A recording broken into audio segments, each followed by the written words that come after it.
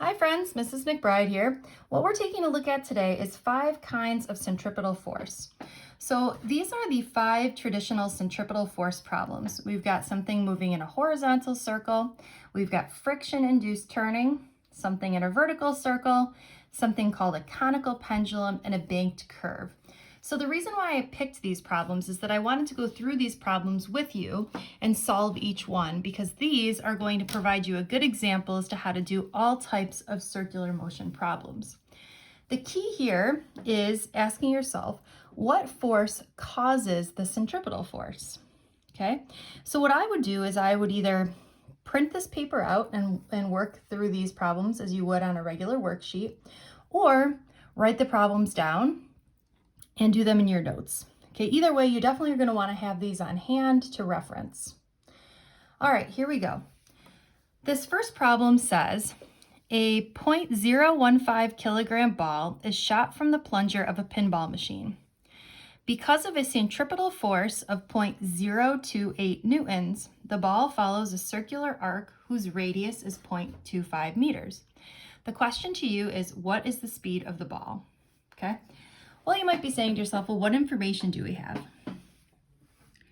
Well, we're given the mass is 0.015.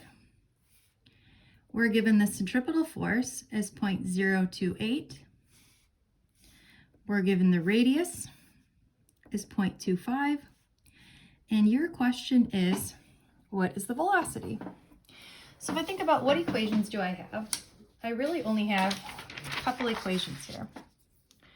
We know that the centripetal acceleration is equal to v squared over r, but we don't have that.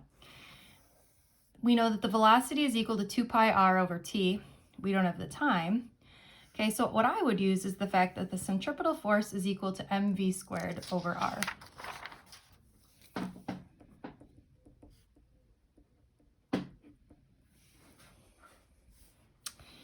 Or 0.028 is equal to our mass, which is 0.0515, times v squared divided by 0.25, which is the radius. I'm going to multiply both sides by 0.25.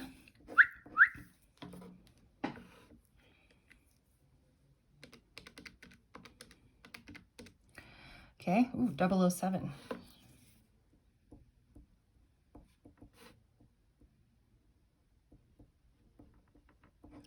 All right, divide both sides by 0.015. And we take the square root of both sides. And I get that the velocity that you should have is 0.68.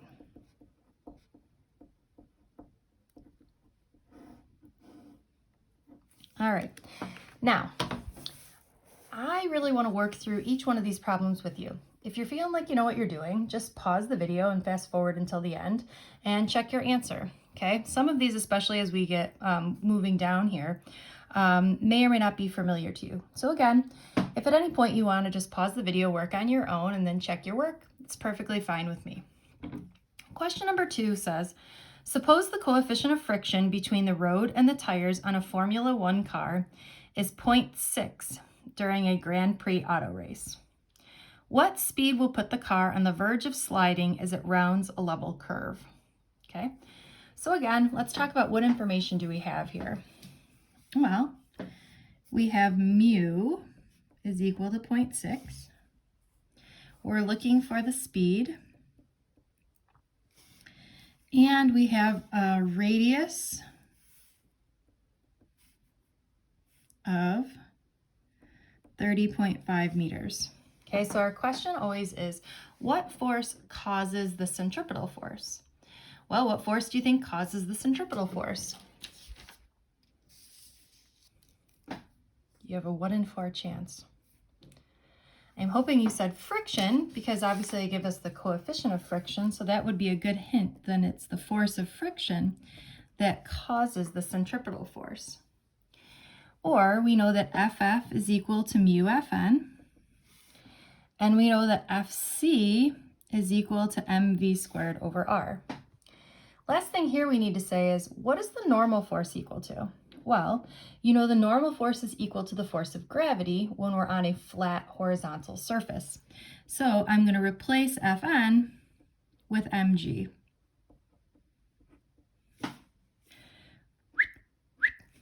Interesting that you cancel out the mass, right? Do you ever notice that when you're driving and you're, for example, on the expressway and it tells you to take a curve at a certain speed, right? So based on the radius, we can figure out the velocity at which you can make that turn. Now, it never says anything about the mass, right? Which makes sense because we just canceled the mass out. It's not like it says, oh, go 30 miles per hour if you're a Mack truck or go 40 miles per hour if you're a Prius, right? It just tells you the velocity and it doesn't have anything to do with the mass. All right, so what we're looking for is the speed. I'm just going to go ahead and multiply both sides by r, which is going to give me mu times r times g is equal to v squared, or I'm going to take the square root of that.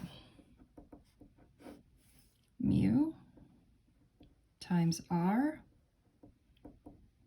times g.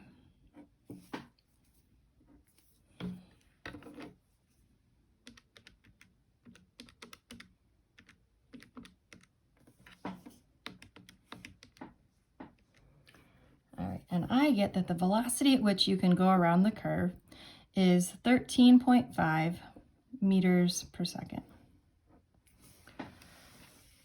Cool. Let's keep going. This one says a certain string can withstand a maximum tension of 40 newtons without breaking. A child ties a 0.37 kilogram stone to one end and holding the other end, whirls the stone in a vertical circle of radius 0.91 meters, slowly increasing until the string breaks. This does not sound like a good idea, kid. Where is the stone on the path when the string breaks? And what is the speed of the stone when the string breaks? All right, well, first things here, let's draw a picture. What spots do you think we should be looking at? So we need to figure out where on the path is the stone when the string breaks. So I'm guessing, well, we could either have it at the top, at the bottom, or on the side. Okay, so we're going to look at what's going on the top, the bottom, and the side. Okay, and then once we figure that out, we should be able to figure out where is it and what's going on here. Okay, so let's figure out what forces are acting and in which direction. Well, we know that gravity is always acting down, so that one's easy, right? Wonderful. And what direction is the tension pointing? Well, when it's at the top, the tension is also pointing to the center, right? Because it's, an object on a string. Okay, and the side, the tension is pointing in, and at the bottom, the tension is pointing to the top. Okay, so we got a bunch of different things going on here. And I always like to talk about which direction is the acceleration pointing. When we're at the top, the acceleration is always pointing towards the center. So I'm just going to draw off here that the acceleration is pointing towards the center. On the side, the acceleration is pointing towards the center. And at the bottom, the acceleration is pointing, you guessed it, towards the center. Okay, so at the top, what forces are causing the centripetal force, or what force or forces is causing this to move in a circle? Well, we've really got two forces that are acting in the same direction as the acceleration or the same direction as the circular motion. So at the top, I think we have T plus Fg equals MAC. Okay, so again, this is our own version of the sum of the forces equals MA. At the bottom, what do we have going on here? Well, hopefully you're saying to yourself, these two forces are acting in opposite directions. Okay, so I really have T minus Fg equals MAC. And on the side, only one of these forces is causing centripetal force because only one of them is causing it to move in a circle, and that would be tension. So my first question is, where is the stone on the path when the string breaks? Well, I would say it's located where the tension is the greatest. So if I solve this for tension, do you see how you get MAC minus FG? If I solve this for tension, I get MAC plus FG, and this is just T equals MAC. So which one is the largest? You're right, it's the bottom. Okay, so where is the stone on the path when the string breaks? Well, it would be at the bottom because the force or the tension would be the largest. So now it wants to know, what is the speed of the stone when the string breaks? Well, let's do a little work here. So I get T equals M V squared over R plus mg. Okay. If we go ahead and plug in some numbers, it gives us the tension.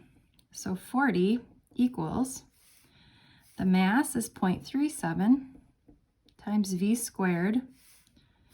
The radius is 0.91 plus 0.37 times 10. I'm going to do this. What's 0.37 divided 0.91? I get 0.41 v squared plus 3.7.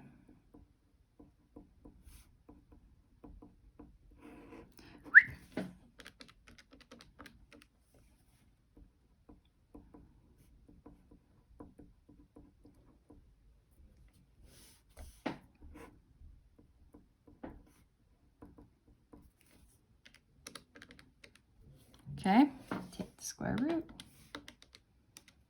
and I get a final velocity of 9.41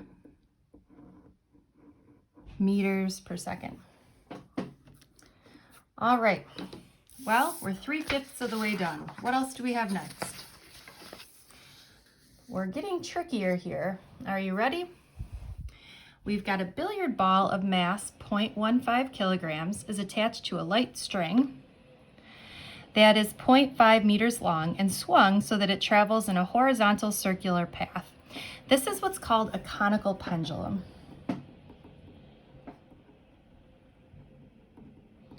And the reason why it's called a conical pendulum is if you think about the path that it sweeps out, it sort of is going to look like a cone when we're done, which is why it's called a conical pendulum.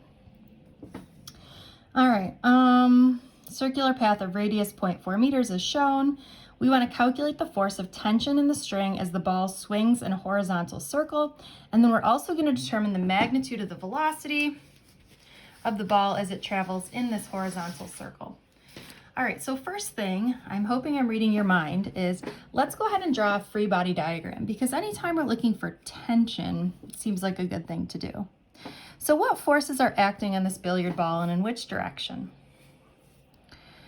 Well, you're right, gravity always points down and tension is pointing off to the side. Now, what I find annoying about this is that this is the angle of swing. So if I break this force into its vectors, we're talking about this angle here. And if we're talking about this angle here, which side of the triangle is this? Hopefully you said opposite. And if this is the opposite side, then that means this must be the sine, or this side must be t sine of theta, okay? Which means that this guy right here is t cosine of theta. And last, let's go ahead and talk about what is the direction of acceleration. Well, acceleration is pointing towards the center, or we can say that the acceleration is in this direction. All right, now we're not accelerating because by definition, we are accelerating in this direction. We're not accelerating in the other direction. So we should be able to write out two sets of forces. All right, so force number one, we should be able to say that t cosine of theta equals Fg.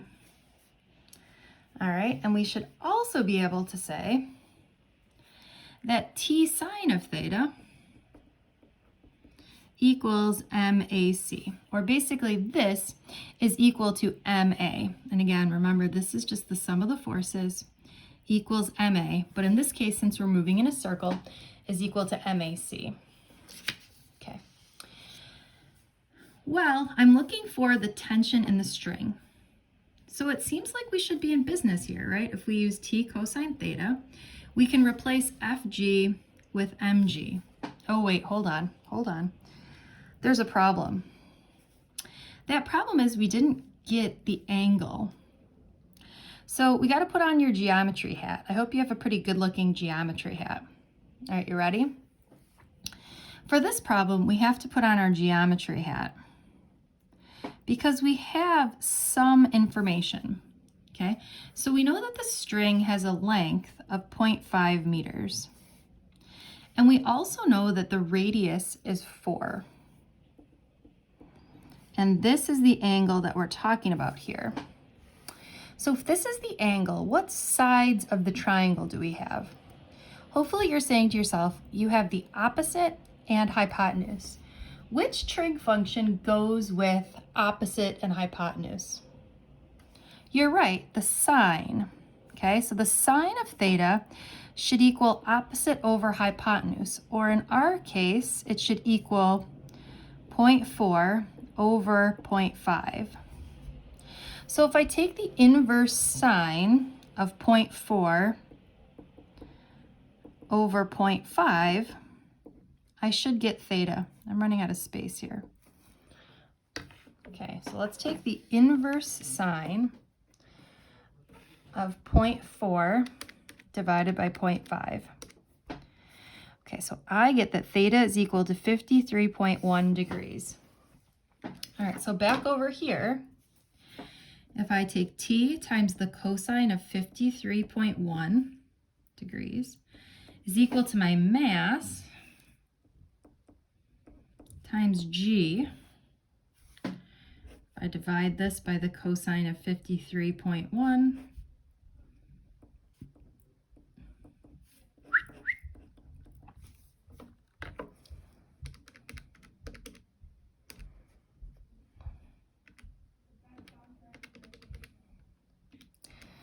I get that the tension in the string is 2.498, or let's round this to 2.5 newtons. All right, so we did calculate the force of tension in the string as the ball swings in a horizontal circle. The second part is we want to determine the magnitude of the velocity as it travels in a circle. Okay, well, we can change this here into mv squared over r, and we should be in business, right? So we know our tension is 2.5 times the sine of 53.1. We got the mass is 0.15, and we have the radius is 0.5. So I'm going to multiply this whole side together, or I'm going to get 0.5 times 2.5 times the sine of 53.1 degrees. Ooh, this is 1. Okay, so let's get 1 equals 0.15 v squared.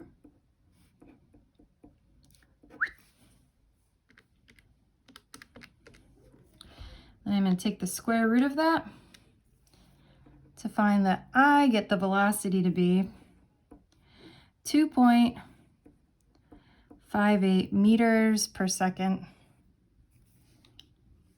Is that right? Ooh, hold on a second. So sorry. I just realized I made a mistake, and hopefully you guys realized it too. This should be 0.4 because the length of my string is 0.5. I'm so sorry. Let's go back. 0.4 times 2.5.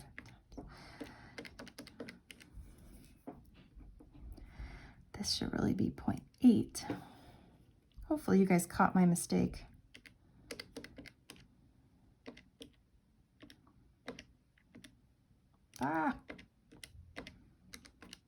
Okay. Take 2.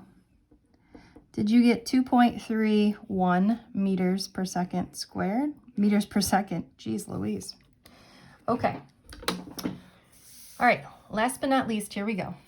The Daytona 500 is a major event in the NASCAR season. It's held at the Daytona International Speedway in Daytona, Florida. The turns on this oval track have a maximum radius of 316 meters and are banked steeply. With an angle of 31 degrees. Suppose the maximum radius turns were frictionless. At what speed would the cars have to travel around them? All right, so we're looking for the velocity. All right, this is a banked curve. So if you can, my drawing is going to be real bad. So if this is the track, what happens is in the corner, the corners are sort of banked, meaning that if you look, it's sort of like a donut at the sides here where the corners are banked, or they're banked at this angle of 31 degrees. All right, I hope that makes sense. If not, look up a picture, okay? The picture should really help you. All right, so what forces do we have pointing in which direction? You're right, gravity points down, and the normal force points off in this direction. We've got a force that's not pointing in the x or y direction. And I know that the centripetal acceleration is pointing this way. So I really want to break this force into its components. Okay? So, you still have that geometry hat on? Here we go. So if this angle is 31 and this line is parallel, okay, do you see how if we got two parallel lines cut by a transversal, that if this angle is 31, that this angle would also be 31. And if this is 90 degrees, this would be not theta, but this right here would be theta. Okay? So again, one more time. If this is theta, this would also be theta because there's two parallel lines cut by a line. So this becomes theta. This is 90 degrees, so this is not theta. But this 90 degrees, this becomes theta. Okay? So what we can do is break this into its components. If this is theta, this is the what side of the triangle? This is the opposite side. So this is Fn sine of theta, which means that this side is Fn cosine of theta. And in the same way we did up here, we should be able to write out two equations. In this case here, what are our two equations? Well, in the y direction, there's no acceleration. So we should be able to write out that Fn cosine of theta equals Fg. And in the x direction, there is acceleration, or we should be able to write out that Fn sine of theta equals mac. Now we're looking for the velocity. So let's at least, break up Fg and break this into what we've got. So Fn cosine of theta equals mg, and Fn sine of theta equals mv squared over r. Let's see. We don't have the mass. We do have the radius. We have the angle, but we don't have Fn. We're looking for the velocity. So do you have any idea in terms of what we could do? Well, we got to use this equation to help us solve this one. So I'm going to solve this for Fn. And I solved this for Fn by dividing both sides by cosine of theta. Or I get that mg over cosine of theta times the sine of theta equals mv squared over r. Couple of things here. What do you see that we can do? Hopefully you said cross out an m. And then what happens when you have sine theta over cosine of theta? What trig function is sine over cosine? You're right. This is tangent. I'm going to multiply both sides by r, or that v is equal to the square root of rg tangent of theta, or the radius is 316. g is 10, times the tangent of 31. Let's do 316 times 10 times the tangent of 31. Take the square root, and I get that the velocity is equal to 43.57 meters per second. Okay, hopefully you enjoyed doing those problems. Sorry that this video was so long. What you're doing next is you are doing 2 of these problems and you are submitting them as my way of making sure that you know what you're doing. So good luck. If you have any questions, send me a message on Remind. Bye, friends.